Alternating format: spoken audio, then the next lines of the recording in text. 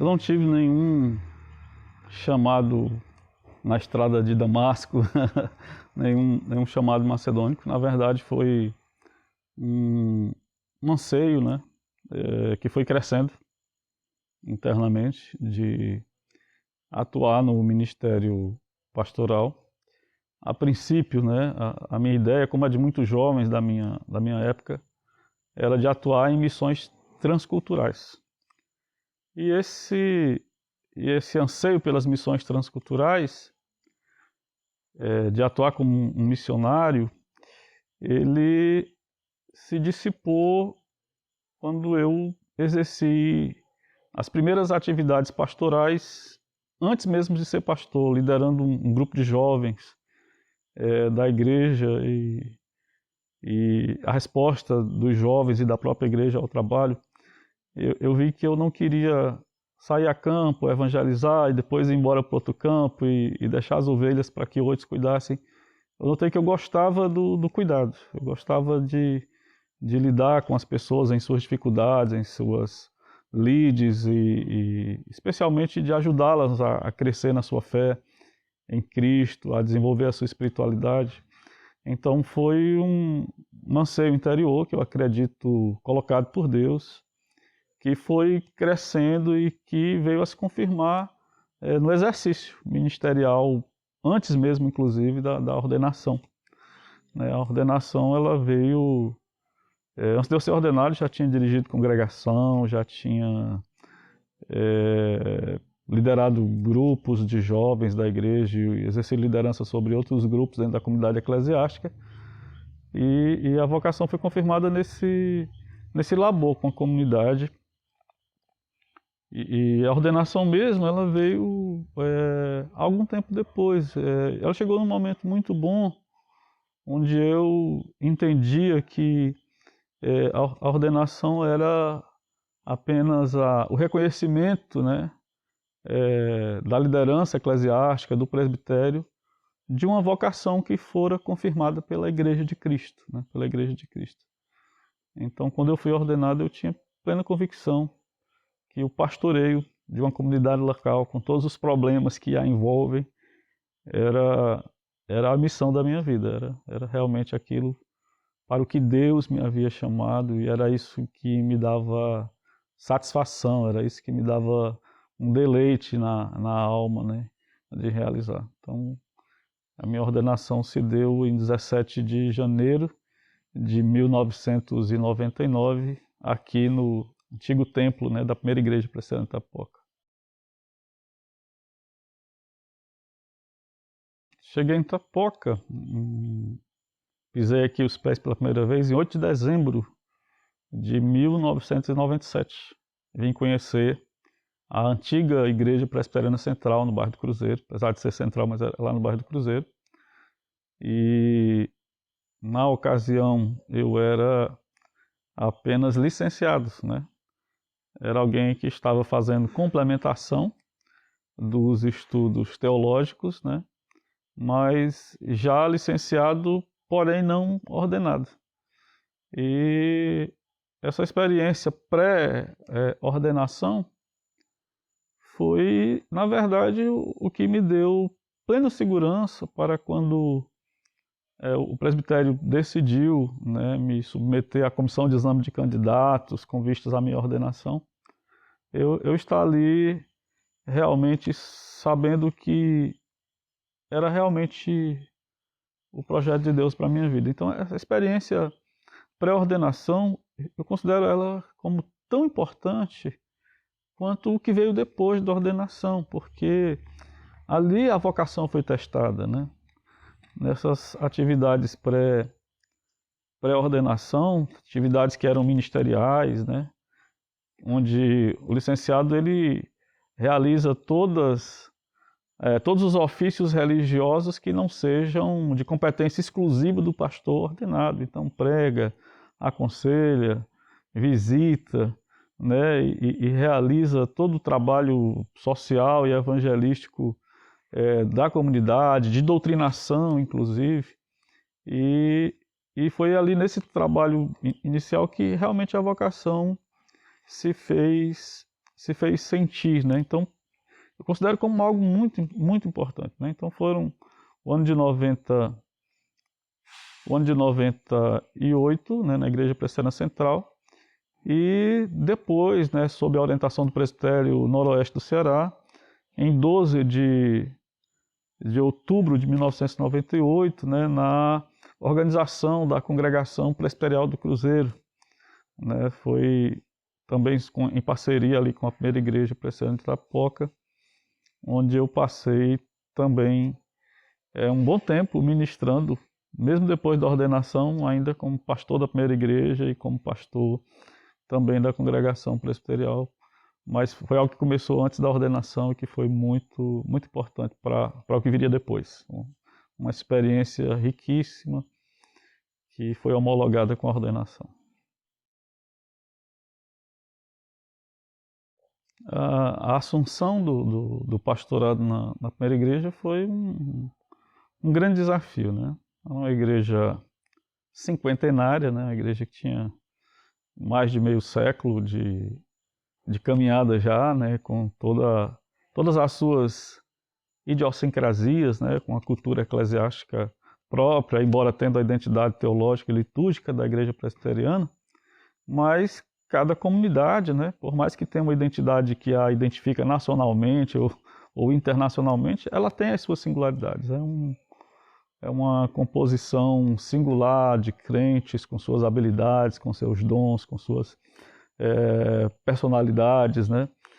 E foi um desafio. Eu cheguei num momento em que tinha acabado de sair um pastor bastante carismático que estava na comunidade. A gente sabe que essas transições pastorais, elas sempre são traumáticas de alguma forma, porque as pessoas se vinculam, né, afetivamente aos seus líderes religiosos e claro que essas transições deixam a igreja num momentozinho de instabilidade, né?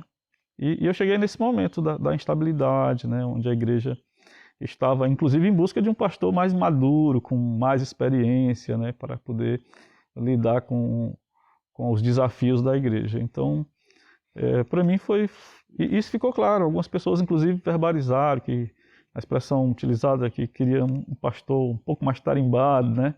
E ao ouvir isso, claro, né, você se sente que, para algumas pessoas, você não era a resposta de Deus para a comunidade. Mas em nenhum momento, Starco, estou falando isso a posteriori, mas essa foi a realidade do meu coração.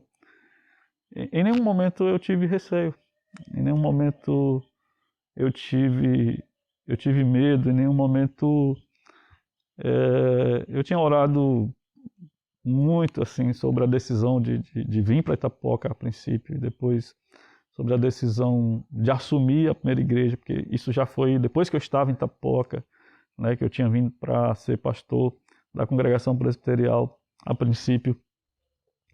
Mas como o Senhor direcionou as coisas, os desafios da primeira igreja eram grandes.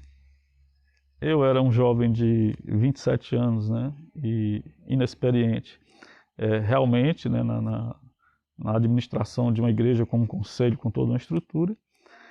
No entanto, eu acredito plenamente nisso. Deus me deu a visão do trabalho a ser feito. Deus me mostrou os caminhos pastorais. Eu passei quase 2 anos tentando curar as feridas, tratar questões que precisavam ser tratadas com a igreja. E ao final desse período, eu já tinha digitado um projeto pastoral para apresentar à igreja. Então, eu redigi esse projeto, apresentei ao conselho, o conselho aprovou e então eu convidei a igreja para caminhar comigo num projeto de evangelização de Itapipoca, de sinalização do reino de Deus a partir da primeira igreja, de sinalização do amor de Deus a partir de uma presença social da igreja em assistência aos mais vulneráveis da comunidade. E houve uma resposta maravilhosa que me fez ficar na igreja esses 23 anos.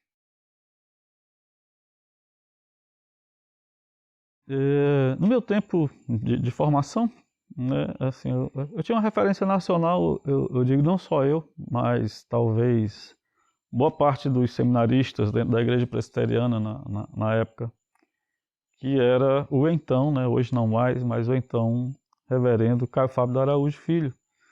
Né, eu via ele como uma referência em termos de espiritualidade, um homem de oração, de compromisso com a evangelização.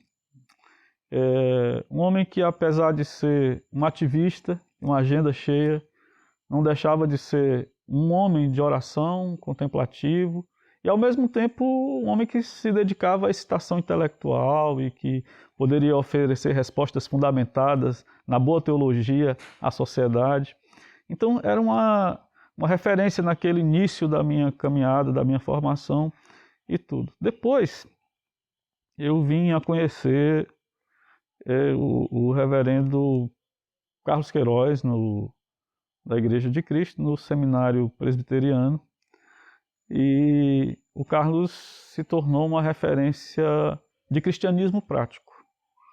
Assim, se eu tinha algumas outras referências no campo da produção acadêmica, da produção intelectual, o Carlos se tornou uma referência do cristianismo na prática, uma pessoa extremamente parecida, né, com Jesus Cristo, tendo eu consciência que o Carlos é pecador, como eu, né, como a nossa comunidade, mas que decidiu radicalizar sua experiência como discípulo de Jesus e de servir integralmente ao próximo, de servir integralmente à igreja. Então, essas referências me ajudaram na construção de uma identidade ministerial, pastoral, e o Carlos Queiroz, então, se tornou uma grande referência de cristianismo prático. Assim, alguém que realmente tem uma prática que se sobressai ao seu discurso. É escritor, é um excelente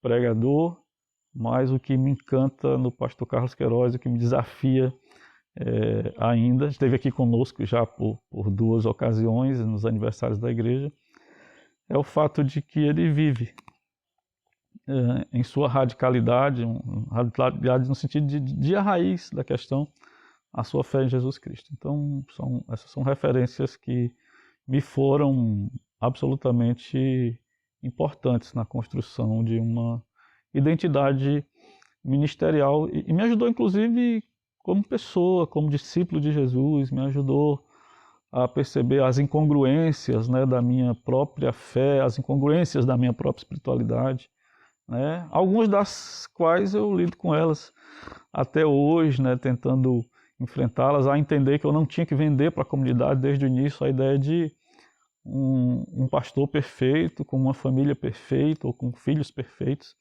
Isso foi muito importante porque desde o começo do ministério eu passei essa ideia mais madura de que o pastor é uma ovelha idônea entre outras ovelhas em um processo progressivo de crescimento, de aperfeiçoamento, de melhoramento, como discípulo de Jesus e então como ser humano também. Então foram referências muito importantes na minha vida. E mesmo quando eu falo do Caio, a despeito dele ter saído da igreja presbiteriana pelos motivos que saiu, mas eu guardo até uma fala dele desse período. Ele diz: as verdades que eu preguei não deixaram de ser verdades porque eu caí. Elas apenas se voltaram contra mim e na verdade foi a referência do início de formação.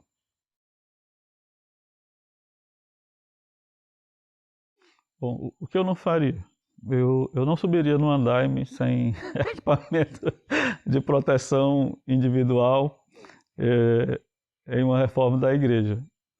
No entanto, não poderia dizer que não estaria completamente dentro de qualquer reforma que aconteça, porque eu gosto realmente de fazer parte, né, de todas as etapas da igreja. Ministerialmente, Aristarco, eu faria tudo de novo, viu? Eu faria tudo de novo. Eu procuraria evitar erros que certamente foram próprios da juventude, talvez uma postura mais intolerante aqui, uma postura mais, vamos dizer assim, mais impositiva em um momento em um momento ou outro, ou talvez hoje com as cãs que estão surgindo, né, que já tomaram de conta aqui do queixo, né, com mais maturidade, talvez eu repensaria algumas posturas, mas assim, quanto à questão de se eu novamente seria pastor, com certeza. Se a primeira igreja seria uma igreja que eu passaria mais de 2 décadas, com certeza. Se Itapipoca seria uma cidade onde ressalvadas as distâncias, tá certo? Ressalvadas as distâncias abissais entre mim e o teólogo que eu vou citar, que é o João Calvino. Mas o que Genebra foi para Calvino, eu diria que Itapipoca é para mim.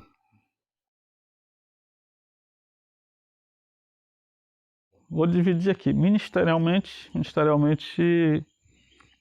eu projeto de dar mais estabilidade à primeira igreja presbiteriana, e a partir da igreja presbiteriana de Itapipoca, alcançar os municípios vizinhos. Esse ainda é um sonho. Eu acredito que nós estamos plantados em uma região que congrega 17 municípios no seu entorno, e que nós somos a igreja presbiteriana mais estável nesse contexto, e que entendo como sendo o nosso desafio alcançar esses municípios, levando uma proposta de evangelismo séria, fundamentada na palavra de Deus, que não tem nenhum tipo de charlatanismo, nenhum tipo de exploração econômica da fé, da religião. Uma proposta de cristianismo séria, que objetiva ser instrumento de Deus para conectar as pessoas a Deus, sinalizando o amor de Deus para essas pessoas, não apenas por meio da pregação do Evangelho, mas também autenticando essa pregação de amor com obras de amor. Então, ministerialmente tem esse projeto. Na vida acadêmica, eu ainda pretendo concluir uma graduação em psicologia já iniciada, e, se Deus permitir, ir a um mestrado e a um doutorado, se assim for possível, se a saúde também permitir. E na família, ser avô. Ser avô é um projeto, ter uns clumim aqui dentro de casa, trazendo alegria para este lar. Então, são os meus projetos, e me aposentar aqui pela primeira igreja mesmo, pela Itapipoca, pastor de uma igreja só. Eu não sei se muitos tiveram esse privilégio. Eu pretendo ter, talvez a exemplo do pastor Eugene Peterson nos Estados Unidos, que é uma referência também, é um pastor que me pastoreia por seus livros. Então, ser pastor de uma igreja só e fazer essa caminhada aqui. Algumas pessoas talvez pensem, Aristarco, que eu tenho algum interesse na política partidária, porque eu tenho um envolvimento nas questões sociais. Eu me incomodo muito com a pobreza, eu me incomodo muito com a justiça social. São coisas que mexem com os meus brios. Eu gosto de política, gosto muito, leio sobre isso, mas não de política partidária, a despeito de saber que é extremamente importante, não estou demonizando também. Mas eu gosto de ler sobre o assunto, e eu gosto da política da polis, de olhar para as questões da polis, da cidade, e tentar colaborar de alguma forma, sem ser por meio de um partido, de um mandato eleitoral. Então, dar uma contribuição também para a sociedade itapipoquense, sem ser pela via da política oficial, também é algo importante. Mas eu não tenho um projeto, até aproveitar para deixar isso claro, porque às vezes assim, faz parte de um comitê municipal disso, né? Comitê Municipal de Desenvolvimento Sustentável, e Fórum de Convivência com o Semiárido, que eu já fiz parte, Fórum Municipal do Meio Ambiente, né? Com o saudoso Gelson, né? Antônio Carneiro Neto, né? E agora o Comitê Municipal de Enfrentamento à Covid. Mas não, a minha política é a política da polis. Se eu puder dar alguma contribuição em resposta a algum problema da cidade, mas não tenho um anseio nesse campo. Apenas de continuar dando uma contribuição e importante nesse contexto. E de continuar com a primeira igreja, pregando o Evangelho de Cristo e sinalizando o amor dele por meio de obras de amor para a comunidade que está no nosso entorno. Tem algumas coisas que eu me sinto muito feliz em ter empreendido junto com a primeira igreja, né? Como, por exemplo, o cursinho, né? que foi depois municipalizado, que preparou jovens para o vestibular, cursinho preparatório para concurso público, né? Hoje nós temos uma repartição pública aqui que tem comandada por 2 ex-alunos de um cursinho feito na base do voluntariado na igreja, e várias campanhas, né? Campanha Água da Vida, levar água tratada, né, para algumas comunidades por meio do filtro, nosso antigo filtro de cerâmica, que já foi comprovado que é o melhor sistema de gotejamento, de filtragem por gotejamento, e realmente promove saúde. Então, essas coisas são coisas das quais eu não me arrependo e as quais ainda me energizam para as lides ministeriais. Pastoreio, evangelização, aconselhamento. Eu digo que gosto até dos defeitos da primeira igreja, eu aprendi a gostar. Eu gosto das ovelhas, dos crentes que me dão trabalho. Eu não gosto quando eles saem, vão para outra igreja, eu quero que continuasse aqui me dando trabalho. Então, no fundo, eu posso sumarizar isso aqui dizendo o sentido da minha vida está realmente no pastorado, né? Foi para isso que Deus me chamou. Para aqueles que estão, né, aspirando, né, ingressar no ministério pastoral,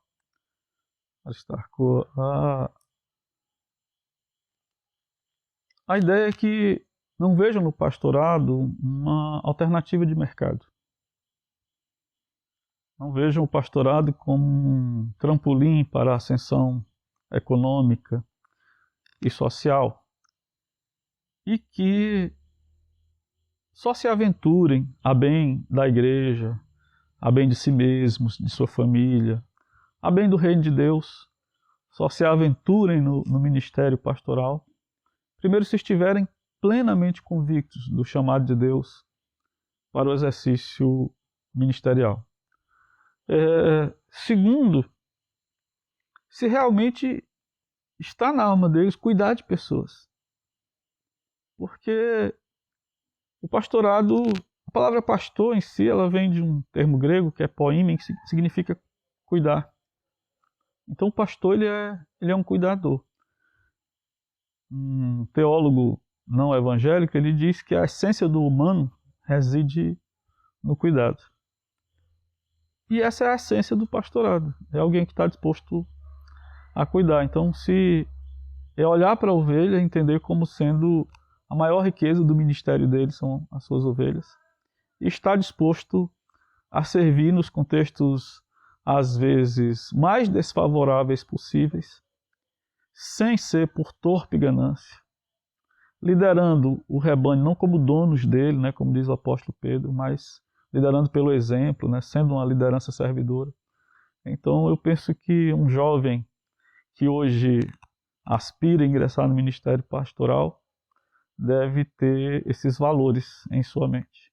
Não ver como alternativa de mercado, estar convicto da sua vocação e ter realmente um deleite em sua alma em cuidar de pessoas em seus momentos de luto, em seus momentos de tristeza, e também de celebrar com essas pessoas as suas conquistas, as suas vitórias, porque também faz parte disso. O pastor é alguém que faz parte da história das famílias de uma comunidade. Então é importante que esse relacionamento não seja superficial, nem tenha motivação financista.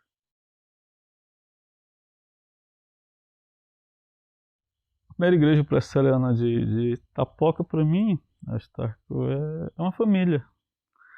Eu criei os meus filhos no contexto dessa igreja e quando eu penso na primeira igreja, o sentimento que eu tenho é esse sentimento de família. O meu desejo é que a primeira igreja continue sendo um referencial de cristianismo prático, um referencial de seriedade no Evangelho de Jesus Cristo, que a primeira igreja continue sendo uma igreja socialmente sensível, que continue olhando para os pobres que porventura adentrarem suas portas, ou aqueles que estão no seu contexto social, que a primeira igreja continue sendo uma igreja evangelística, uma igreja com visão missionária, que a primeira igreja continue sendo uma guardiã da sã doutrina, do Evangelho de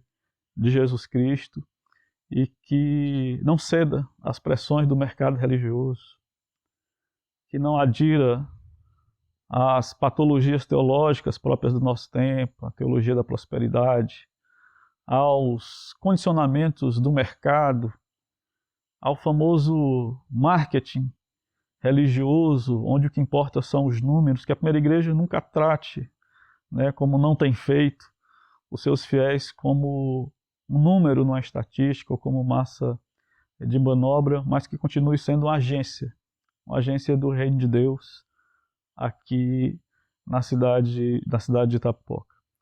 E eu aproveito para agradecer a forma como eu, como a minha família, fomos acolhidos ao longo desses 23 anos, e sei que este é o mesmo sentimento que tem cada um dos membros da minha família, um sentimento de acolhimento, né? A primeira igreja é uma igreja acolhedora, realmente faz parte da nossa caminhada, e o meu desejo é que a primeira igreja continue crescendo na sua visão de reino de Deus e melhorando, né? A gente precisa melhorar sempre nessas várias nuances da vida eclesiástica que eu acabei de me referir, mas que continue sendo a coluna e o baluarte da verdade em um contexto de inverdades, em um tempo que tem sido chamado de tempo da pós-verdade, um tempo pós-moderno, onde se diz que não existem verdades absolutas, que a primeira igreja continue agarrada à verdade absoluta do Evangelho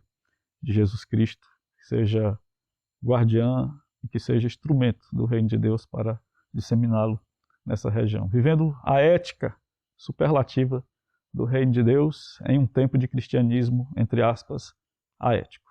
É isso, Deus abençoe a todos, muito obrigado.